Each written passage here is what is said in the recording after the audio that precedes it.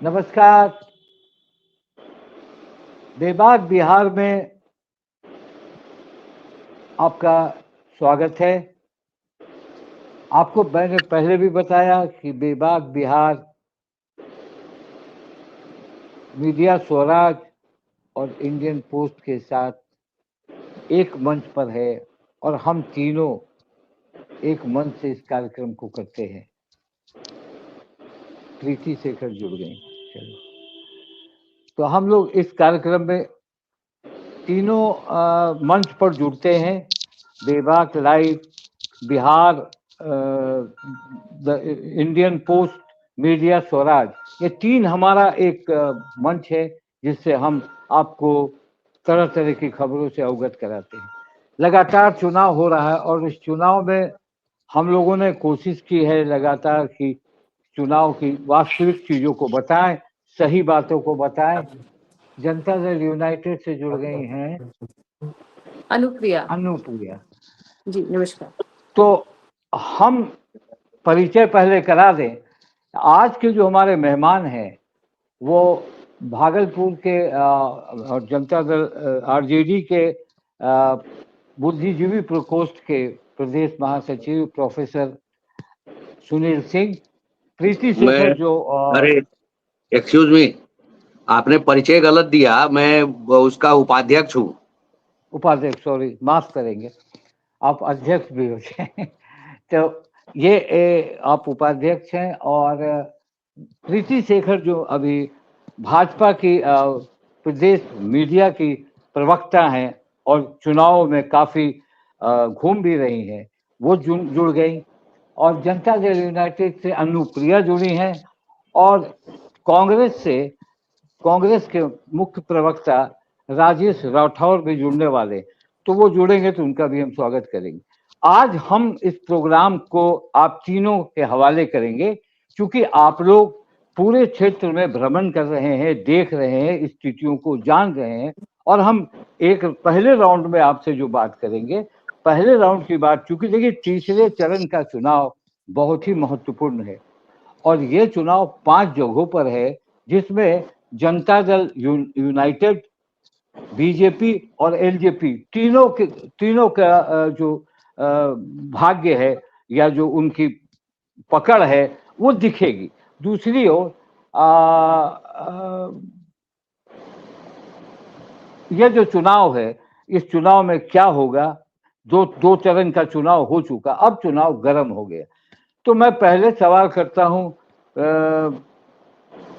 प्रीति जी से। प्रीति जी, ये बताइए कि आपको क्या लग रहा है ये 2 चरण की चुनाव, ये जो तीसरा चरण आपका है, आप तो बेगूसराय भी गई हैं, आप तो सब जगह जा रही हैं, क्या लगता है इस चुनाव में? आप कांटे की मुख की टक्कर है कि बराबरी की नहीं है या एक तरफा है, आप क्या समझती हैं? सबसे पहले तो आपका बहुत बहुत धन्यवाद और हमारे पैनल में जुड़े हमारे अभिभावक को मेरा नमस्कार। देखिए, सबसे महत्वपूर्ण बात यह है कि अब इस बार का जो चुनाव हो रहा है, जो हमने महसूस किया, मैं कई जगह पर गई, चुनाव प्रचार में मैं रही और लोगों के मूड को हमने भांपने की कोशिश की। तो एक बात स्पष्ट रूप से है कि आज केंद्र सरकार की उपलब्धियों को लेकर जो नरेंद्र मोदी जी ने लोगों के दिलों तक जगह बनाई है, उसको कोई भी खंडित नहीं कर सकता है।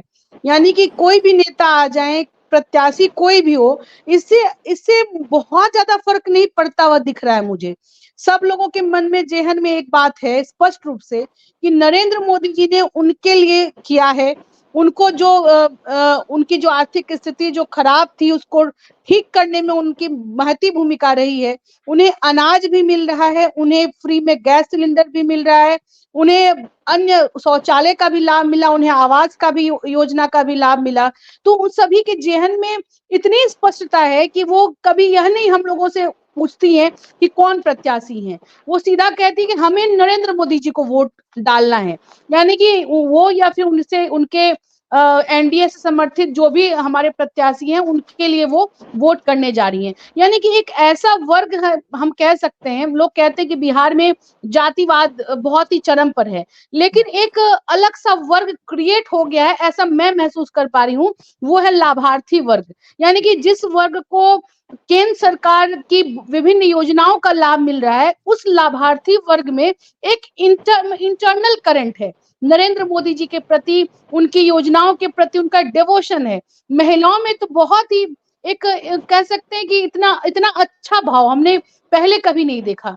तो इस प्रकार से कोई नेतृत्वकर्ता के प्रति जब लोग इतने एकदम भावुकता से जुड़े हुए हों, तो परिणाम पहले से ही परिलक्षित होता हुआ दिख रहा है कि हम लोग बिहार में 40 के 40 सीटें जीतेंगे। चाहे वो 2 चरणों का चुनाव संपन्न हुआ, वहां पर भी हम लीड भूमिका में हैं। और जो आने वाला जो समय है, तो नरेंद्र मोदी जी और बिहार में नीतीश कुमार जी के नेतृत्व में यहाँ पर सभी सीटें हम लोग जीतने का काम करेंगे, इसमें कोई संशय मुझे नहीं दिखता है।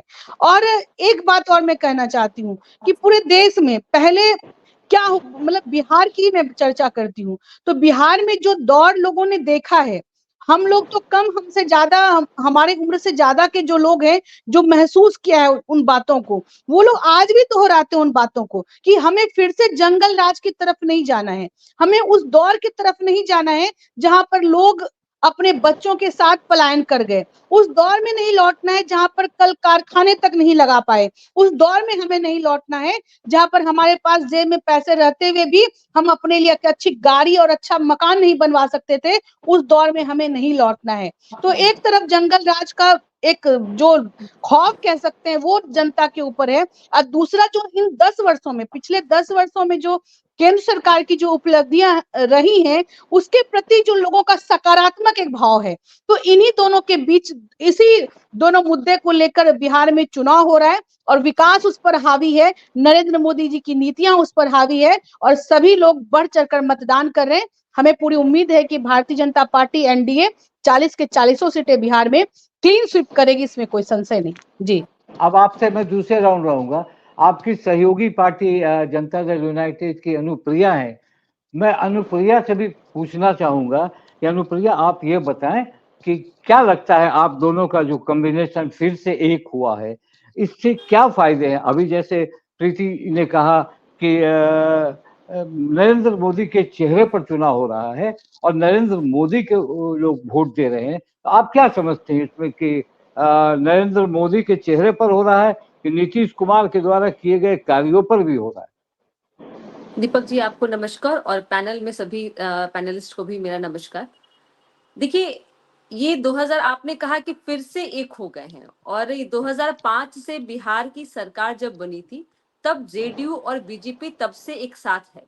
और जो भी बिहार का विकास हुआ है, और उसके पहले का जो शासन काल रहा है, 2005 के पहले 90 का जो दौर था, जिसमें ना तो महिलाएं सुरक्षित थी, ना ही रोजगार था, ना ही शिक्षा की बात हो रही थी। तो इस जो भयावक जो दौर था, उस दौर को खत्म किया माननीय मुख्यमंत्री नीतीश कुमार जी ने, और हमारे सहयोगी दल के रूप में बीजेपी थी। तब से हमारा, जिसको हम कहते हैं कि नेचुरल अलायंस है, और इसी अलायंस को बिहार की जनता मोहर भी लगाती है। तो निश्चित तौर पे इस बार इलेक्शन है, हमारे प्रधानमंत्री के चेहरे के रूप में आदरणीय प्रधानमंत्री मोदी जी जरूर हैं, लेकिन जब बिहार की आप बात करेंगे 40 सीटों पे, जिस तरह से आदरणीय प्रधानमंत्री मोदी जी ने भी कहा है कि बिहार डबल इंजन की जब सरकार रही है, तो किस तरह से एक विकास हुआ है, और नीतीश कुमार जी का जो संकल्प है कि न्याय के साथ विकास, और भाजपा का सबका साथ सबका विकास, ये हमारी जो रणनीति है, और ये जो मैं कह सकती हूँ कि बिहार में कार्य करने की हमारी एक स्टाइल है नीतीश कुमार जी का, इसके काम के बदौलत, क्योंकि आपने देखा होगा इस चुनाव में दीपक सर कि हमने कोई भी मैनिफेस्टो नहीं पब्लिश किया है। जो बीजेपी की मैनिफेस्टो है या बीजेपी का जो कार्य रहा है, हमने जो हमारे शासन काल में कार्य हुआ है, तो हमारा जो काम है वही हम बात लेकर के जनता के बीच में, और उन्हीं कामों को लेकर के बिहार की जनता जो है ये मोहर लगाएगी, क्योंकि बिहार की जनता ने वह समझा है, वह देखा है, महसूस किया है,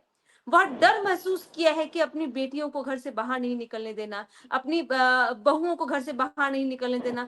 तो घर से बाहर निकलना, वो अपनी निजी कामों के लिए नहीं निकल सकती थी, तो शिक्षा तो बहुत दूर की बात है। और आज आप देख रहे होंगे बिहार, मुझे लगता है कि आपका अनुभव हम मुझसे भी ज्यादा होगा, कि जो बेटियों को नीतीश कुमार जी ने 2005 में साइकिल दिया था, आज वही बेटी शिक्षा लेकर के आज बिहार की प्रशासन व्यवस्था में दरोगा बन करके डीएसपी बन करके आज हंटर चला रही है। वही माफियाओं का जो दौर था 90 से 2005 में, उन माफियाओं पे कार्रवाई कर रही है। जो बेटियां 2005 में साइकिल पे चली थी, आज वह कलम चला के शिक्षा दे रही हैं, आज वह डॉक्टर बनी है। तो इतना बदला हुआ जो प्रदृश्य है, इतना शांतिपूर्ण बिहार है, जहां पे शिक्षा है, जहां रोजगार है, जहां आत्मसम्मान है, जहां बिहारी होने पे गर्व है, और जहां बिहारी होने पे हम पूरे देश में गौरवान्वित होकर कह सकते हैं कि हम बिहार से आते हैं और हमने चौतरफा जो विकास किया है। क्योंकि विकास के आयाम एक नहीं है, शिक्षा नहीं है, सिर्फ रोजगार नहीं है। आपने देखा होगा सड़क, पुल या बिजली। आज आप मैं तो पटना की रहने वाली हूँ, पटना में आज बिजली नहीं कटती है, गांव गांव में बिजली है। तो इन सारे कामों को लेकर के आदरणीय प्रधानमंत्री मोदी जी का साथ और नीतीश कुमार जी के काम को बिहार की जनता मुहर लगाने जा रही है। 2 चरणों में हमने एनडीए के जितने भी उम्मीदवार हैं उनको अपरम प्यार मिला है, और आगामी सारे चरणों में भी एनडीए के लिए पूरे बिहार की जनता संकल्पित है। चलिए, अब हम आपके पास दूसरे दौर में आएंगे। सुनील जी, आपने दोनों की बात सुनी। आपके नेता तेजस्वी यादव लगातार चुनावी प्रचार में हैं, धुआंधार प्रचार कर रहे हैं और अपनी स्थिति को बनाने की कोशिश कर रहे हैं। आपने इन दोनों की बात सुनी। क्योंकि देखिए, जो एक मुद्दा दोनों के बीच से छूट गया, रोजगार का मुद्दा जो है, वो आज सम्राट चौधरी ने कहा कि हम 25 तक 10 लाख नौकरी देंगे। क्या कहना चाहते हैं आप? रोजगार का मुद्दा है, जो मुद्दे इन्होंने बताए, आप बताएं कि आपके पार्टी का क्या स्टैंड है, आपके गठबंधन का क्या स्टैंड है? मैं जदयू और हमारी सम्मानित जो भाजपा की हैं प्रवक्ता, दोनों की बात में सुन रहा था। मुझे आश्चर्य है कि प्रधानमंत्री जी ने रैलियों की कतार लगा दी है पूरे मुल्क में। विगत 10 सालों से उनका शासन है, और यदि आप भी टीवी देख रहे होंगे या उन रैलियों को कवर कर रहे होंगे, मैंने एक भी रैली ऐसी नहीं पाई जिसमें उन्होंने विकास के मुद्दे पर, रोजगार के मुद्दे पर, बेरोजगारी के मुद्दे पर, महंगाई के मुद्दे पर कोई बात की हो। उन्होंने मंगलसूत्र की बात की। अब वो मुसलमान की, जब पहले चरण में हंगामा मचा, कुछ वोटिंग परसेंटेज कम आया, या लोगों की बात आई कि चलो भाई शायद जो है इस बार मुकाबला तगड़ा है, तो अब वो फिर अपनी नफरत की भाषा पर उतर गए। अब वो मुसलमान है, पाकिस्तान है, मंगलसूत्र है, लेकिन विकास कहीं नहीं है। ये एक अजीब स्थिति है। पहली बार इस 10 वर्षों में कोई प्रधानमंत्री किसी पर व्यक्तिगत जो आक्रमण कर रहा हो, चरित्र पर, व्यक्ति पर, नाम लेकर, ये मर्यादा 1952 से चुनाव हो रहा था, कभी किसी प्रधानमंत्री की नहीं रही थी। तो यहाँ एक मर्यादा की सीमा टूटी है, इसलिए मैं इससे आगे कुछ नहीं कहने जाऊंगा। विकास की बात होनी चाहिए, मुद्दों की बात होनी चाहिए, जो कि कहीं ना कहीं जिसकी कमी है, और लोग इस चीज को समझ रहे हैं। इसलिए बिहार में विशेषकर खास करके जो पिछले 20 सालों से, अक्सर यहाँ जंगल राज की बात होती है या दूसरी बात होती है, पिछले 20 वर्षों में नीतीश जी का शासन रहा, जिसमें कि कुछ वक्त 17 महीना पिछले अभी जो फिर वो पलटी मारे, या उसके पहले भी एक बार पलटी मार के वो राष्ट्रीय जनता दल की तरफ से आए थे। मैं भारतीय जनता पार्टी की बात बाद में करूंगा, पहले जदयू की बात कर लेता हूँ। इन 20 वर्षों में 2 बार वो आरजेडी के साथ आए, और बाकी समय वो भारतीय जनता पार्टी के साथ। वो अपने सुविधा के हिसाब से अपना सिद्धांत तय कर लेते हैं। वो पलटी मारते हैं और बराबर कह देते हैं कि मैं गलती था कि वहां था, अब मैं यहाँ रहूंगा। फिर वो यहाँ से पलटी मार के वहां जाते हैं, और शायद इसकी गारंटी धरती है भगवान भी नहीं दे सकते हैं कि इस बार वो पलटी मार के फिर यहाँ आएंगे या और क्या करेंगे। वो भगवान ही ईश्वर जानता है, या फिर वही जानते हैं। इसलिए उस पर तो कोई बात ही नहीं। अब रही विकास की बात, आपने देखा होगा कि बिहार से जितनी ट्रेनें जाती है और जितनी ट्रेनें आती है, एक बड़ा अच्छा लतीफा था कि सबसे ज्यादा बिहारी बिहार के अलावा कहाँ पाए जाते हैं। तो किसी ने कहा कि सबसे ज्यादा बिहारी बिहार के अलावा ट्रेनों में पाए जाते हैं, या तो वो कहीं जा रहे होते हैं रोजगार की तलाश में, या कहीं से वो आ रहे होते हैं। आप देखें कि हमारे यहाँ जो ठीक है, आंकड़े की जो गड़बड़ी है वो तो पूरे मुल्क में है, सारे प्रतिमान बदल दिए गए, लेकिन तब भी जो सरकार के आंकड़े हैं उसमें 4% बेरोजगारी की दर दिखाई गई है, जो मैं समझता हूं कि वो बिल्कुल बकवास है। रोजगार कहीं नहीं है, सड़कों की बात होती है, सड़कें बनी, कितनी चली, कितने दिनों तक बनती रही। आपने अभी देखा होगा सुल्तानगंज में गंगा पर पुल गिरा, फिर मिथिलांचल में एक इसी तरह के एक बड़ा पुल बन रहा था गंडक या इस पर, वो खबरों में भी आया था, फिर वो भी गिरा। तो गुणवत्ता की सख्त कमी है। आप काम कर रहे हैं, कैसा काम कर रहे हैं, ये एक बहुत महत्वपूर्ण सवाल बनता है।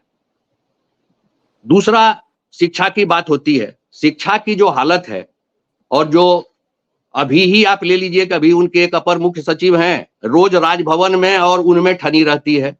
विश्वविद्यालयों में पिछले 4 महीने से किसी को वेतन नहीं मिला है, ना किसी को पेंशन मिला है।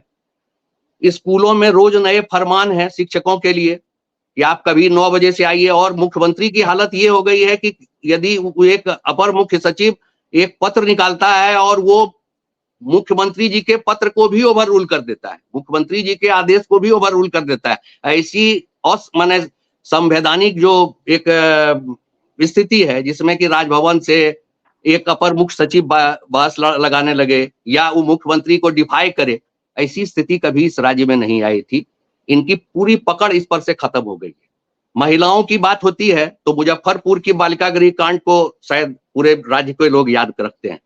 इतनी ही सुरक्षित जहां जो हमारा बालिका गृह है, जो सुरक्षा के घेरे में रहता है, वहां जब लड़कियां और महिलाएं सुरक्षित नहीं है तो राज्य की तो मैं बात ही नहीं करता हूं। घोटालों की कतार है, शराब की उनकी नीति है, हर जगह शराब भूत की तरह मिल रहा है, लेकिन पता नहीं उनका क्या है। बालू की जो लूट हुई है, खनिज की जो लूट हुई है, दक्षिण बिहार में बालू अभिशाप बन गया। मैं जिस इलाके से आता हूं, धान का कटोरा था, आज वहां पर सिंचाई की ये स्थिति है कि किसी खेत में पानी नहीं पहुंच रहा है। क्यों?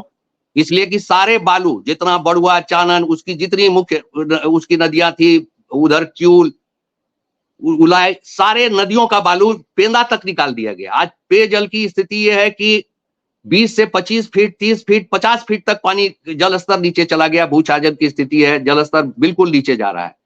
तो बिल्कुल अव्यवस्था फैली हुई है। 20 वर्षों से ये शासन में, और जंगल राज की बात यदि होती है तो ये अफसोसजनक बात है। 20 सालों में परिवर्तन का कतार लगना चाहिए था, कोई कतार कहीं नहीं हुआ। बेरोजगारी उसी तरह है, नारी सम्मान की कोई बात ही नहीं होती है, और हर जगह अव्यवस्था का आलम है। बस ये सत्ता में बने रहते हैं नीतीश जी, चाहे वो भाजपा के साथ चले जाएं, मेरे साथ चले जाएं, मेरे साथ आएंगे तो भाजपा को गाली देंगे, भाजपा के साथ चले जाएं तो मुझे गाली देंगे।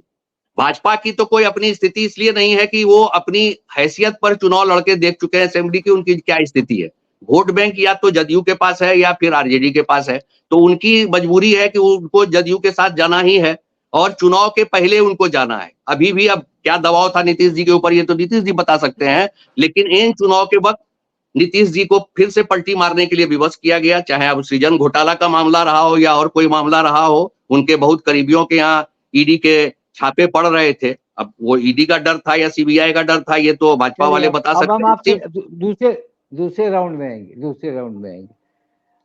प्रीति जी, ये जो चुनाव होगा, ये जो हुआ 2 राउंड का चुनाव, 2 राउंड के चुनाव के बाद ये तीसरा राउंड जो है, ये बहुत ही महत्वपूर्ण राउंड है, क्योंकि इस राउंड में 5 सीटें हैं। जनता दल यूनाइटेड जो है वो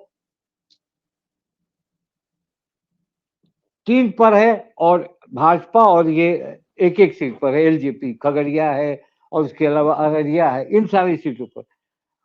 क्योंकि वो एरिया कुछ पचकुनिया का एरिया है, और उस एरिया में जो अति पिछड़े हैं वो भी बहुत हैं। बहुत महत्वपूर्ण मामला है वो, क्योंकि लास्ट टाइम जो चुनाव हुआ था, उस चुनाव में तो फिर आप दोनों साथ थे। 14 के चुनाव में नीतीश जी ने वहां पे सीटें, करीबन 37 सीटों पर उन्होंने चुनाव लड़ा था अकेले। ये 14 की बात बता रहा हूँ, जिसमें वो 29 में उनकी जमानत जब्त हुई थी। मगर इन इलाकों में करीबन 12,50,000 वोट इन 5 पर आया था। अब की परिस्थितियां हैं, चूंकि भाजपा उनके साथ है, अररिया उनका क्षेत्र है अभी जीतने के लिए, यानी अररिया में उनका उम्मीदवार है और खगड़िया में एलजेपी का है।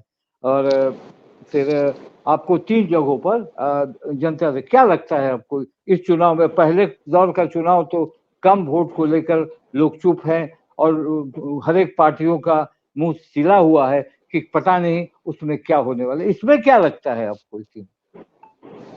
देखिए दीपक सर, हमारे विपक्षी हम पर लगातार आरोप लगा रहे हैं कि भारतीय जनता पार्टी मुद्दों की राजनीति नहीं कर रही, वो विकास के मुद्दों पर मौन रहती है। मेरा यह मानना है कि अभी जो 2 चरण के चुनाव हो गए हैं या अभी जो होने वाले हैं, उसमें जो साइलेंट, जिनकी अभी आपने चर्चा की कि कुछ पचपौनिया जिसको वोटर्स कहते हैं, अलग अलग अति पिछड़ा समाज में अलग अलग हाँ, समाज के लोग 50 जो हैं, जो बिल्कुल साइलेंट होते हैं। और आप जब मतलब पॉलिटिकल जब एनालिसिस करेंगे तो यह पाएंगे कि 2009 के बाद से जो लोकसभा चुनाव हुए हैं, 2014 में हुए, 2019 में हुए, फिर अभी जो हो रहा है, तो इन दोनों चुनाव में उस समाज का अधिकांश वोट हमारे एनडीए के पक्ष में, भारतीय जनता पार्टी के पक्ष में यह दिखा है। ऐसा आंकड़ा हम सभी लोगों के सामने है। वह क्यों है, उसका एक ही उत्तर है, वो है विकास। कि विकास की रोशनी हर वर्ग तक पहुंची है। उसका एक ही आंसर है कि नरेंद्र मोदी जी ने सबका साथ और सबका विकास की अवधारणा को अंतिम पायदान तक उतारने का कार्य किया है। और उसका उत्तर एक ही है कि सभी का भरोसा नरेंद्र मोदी जी के ऊपर है और मोदी की गारंटी के ऊपर सबों का भरोसा है। इसी का परिणाम है कि 2014 और 2019 के चुनाव में उस अति पिछड़ा समाज का बहुत मतलब अधिकांश वोट हम लोगों को प्राप्त हुआ। अब मैं आती हूँ कि विकास के एजेंडे जो विपक्षी हम पर आरोप लगाते हैं, तो मैं उनसे कहना चाहती हूँ कि जिन्होंने देश में 70 वर्षों तक राज किया, उनकी एक पीढ़ी ने, एक ही परिवार की पीढ़ियों ने जो सबसे ज्यादा वर्षों तक केंद्र की दिल्ली की सरकार, दिल्ली की सत्ता पर जिसने अपना शासन किया, उन्होंने अपने शासन काल में ऐसी कोई योजनाओं को धरातल पर नहीं उतार पाया उन्होंने, जिसके कारण से उनको लोग याद करें। लेकिन मात्र पिछले 10 वर्षों में नरेंद्र मोदी जी ने अपने नेतृत्व में देश के 80 करोड़ जरूरतमंदों को अन्न योजना से जो लाभान्वित करने का काम किया है। आज भी देश में 4 करोड़ से ज्यादा लोग हैं जिन्हें की पीएम आवास योजना का लाभ दिया गया है और लगभग 34 करोड़ से ज्यादा लोग हैं जिन्हें की आयुष्मान भारत का कवच प्रदान किया गया है और 11 करोड़ से भी ज्यादा किसान हैं इस देश में जिन्हें की प्रधानमंत्री सम्मान निधि से उन्हें प्रत्येक वर्ष 6,000 रुपए डायरेक्ट उनके खाते में जा रहा है। और आप विकास की बात करते हैं तो इंफ्रास्ट्रक्चर जो एक्टिविटी हुई है, जो डेवलपमेंट हुआ है, वो सिर्फ कोई एक सेक्टर में नहीं हुए बल्कि बहुआयामी हम कह सकते हैं कि भारतीय जनता पार्टी ने अपने शासन काल में बहुआयामी विस्तार किया है। हर जगह हमने काम किया है। अब आप बात करते हैं कि पहले 2014 से पहले हमारे देश में मात्र 16 आईआईटी थे, लेकिन आज के 2024 का जब हम के चुनावी मैदान में है तो हम गर्व से कहते हैं कि हमारी सरकार ने 23 आईआईटी को देश में स्थापित करने का काम किया है। पहले 2014 से पहले मात्र 13 आईआईएम थे, अब 20 हैं। पहले 9 ट्रिपल आईटी थे, अब 25 हैं। और राष्ट्रीय महत्व के संस्थान जो हैं 2014 से पहले देश में मात्र 75 थे। 70 सालों के कार्यकाल में 75 मात्र वैसे संस्थान है थे और हमने मात्र 10 वर्षों के कार्यकाल में उसका आंकड़ा 150 तक पहुंचाने का काम किया। तो विकास का यह पैमाना है जो लोगों की जुबान पर बोलता है। विपक्षी चाहे जितने भी आरोप लगा लें, उनके आरोप में कोई दम नहीं है। महिला शक्ति की मैं बात करती हूँ। अभी लोग कहते हैं कि भारतीय जनता पार्टी महिलाओं के लिए काम नहीं करती, लेकिन मैं उनसे पूछना चाहती हूँ, हमारे बिहार के एक नेता हैं श्रीमान लालू प्रसाद यादव जी, जो समाजवाद की बात करते करते मात्र परिवारवाद पर उलझ कर रह गए। उन्होंने ही महिला आरक्षण बिल का विरोध किया था और उस समय केंद्र में कांग्रेस की सत्ता थी, लेकिन यह भारतीय जनता पार्टी के एनडीए शासन काल में यह संभव हो पाया कि नारी शक्ति वंदन विधेयक के माध्यम से महिलाओं को अब दोनों सदनों में 33% आरक्षण का लाभ मिलने जा रहा है। तो ये कैसे संभव हो पाया? ये इसलिए संभव हो पाया कि अभी जो देश में नेतृत्व करता है उनके लिए 140 करोड़ लोग ही उनके लिए परिवार हैं। यह इसलिए संभव हो पाया कि उनके लिए अपने संपूर्ण देश को एक विकसित राष्ट्र बनाने का संकल्प उनके मन में है, इसलिए यह संभव हो पाया।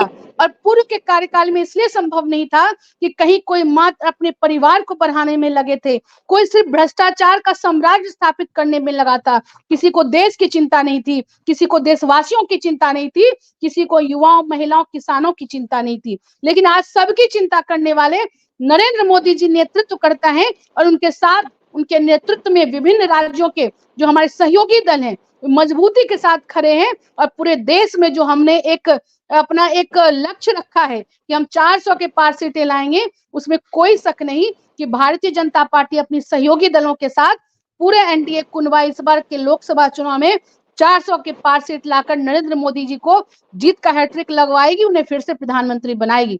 इसलिए दीपक जी, कहने के लिए बहुत सारी बातें हैं, लेकिन विपक्षी के आरोप निराधार हैं, वो बेसलेस बातें करते हैं हमेशा, और नरेंद्र मोदी जी ने करके दिखाया है और आगे करके दिखाएंगे। और एक बहुत महत्वपूर्ण बात मैं अंत में इतना कहना चाहूंगी कि नरेंद्र मोदी जी ने अपने शासन काल में सिर्फ इतने अलग अलग सेक्टर्स में सिर्फ काम नहीं किए, बल्कि उन्होंने जो देश के जो लगभग 25 करोड़ लोगों को गरीबी रेखा से बाहर निकालने का काम किया है। और अगला जब इनको मौका इस बार मिलने जा रहा है, जिसके प्रति हम लोग आश्वस्त हैं, तो मैं यकीन दिलाती हूं कि अपने क्रियाकलापों से, विकास की योजनाओं के माध्यम से ऐसा प्रयास होगा कि देश में जो लोग, जिनको कि अभी हम लोग मदद करने की स्थिति में है, जिन मदद करनी चाहिए जिनको, वो वर्ग भी अब गरीबी रेखा से बाहर निकलेंगे। हमारा देश समृद्ध होगा, हमारा देश शक्तिशाली भी होगा, और पूरे विश्व में हम अग्रणी श्रेणी में आकर खड़े होंगे। ऐसा हमारी पार्टी का, ऐसा हमारी सरकार का, और ऐसा हमारे नेतृत्वकर्ता नरेंद्र मोदी जी का संकल्प है, और उस पर हम लोग बढ़ेंगे भी और जीतेंगे भी, सफल भी होंगे। अब जी, अनुप्रिया से बात करेंगे। अनुप्रिया जी, आप बताइए संक्षेप में कि जो चुनाव का अभी माहौल है, अभी जिस तरह से आपको तेजस्वी यादव ने कमान संभाला है, और जिस तरह से कांटे की टक्कर बताई जा रही है कि भाई कांटे की टक्कर है, हमें ये स्पष्ट बताइए कि आपका जो 3 इलाका है, जिसको कहते हैं झंझारपुर, मधेपुरा और सुपौल, जहां नीतीश जी का एक बड़ा वोट बैंक है, बड़ा वोट बैंक रहा है, क्या लगता है अब वो वोट बैंक में कुछ बिखराव आने की स्थिति है? क्योंकि चुनाव का जो ट्रेंड है कुछ बदला हुआ सा लगता है, और ये चुनाव पूरे तरीके से जातिवाद के घेरे में है, और लोकतंत्र की बात लगती है, मगर जातिवाद बिहार में बहुत ही ज्यादा गहराई में। क्या कहती है, संक्षेप में मुझे बताएं, फिर सुनील जी के पास आऊंगा। जी दीपक जी, जो तीसरे चरण की वोट होना है, जिसमें से एनडीए के प्रत्याशी के रूप में हमारे यहाँ 5 सीट हम लड़ रहे हैं, जिसमें 3 सीटों पे जेडीयू लड़ रही है। वो सीटें वैसी हैं जहां पे आपने कहा कि ट्रेंड बदल रहा है, बट ट्रेंड कभी बदलता नहीं है। आपने जातिगत राजनीति की बात की, तो कुछ दिन पहले आपने देखा होगा कि बिहार सरकार ने एक बहुत बड़ा फैसला लिया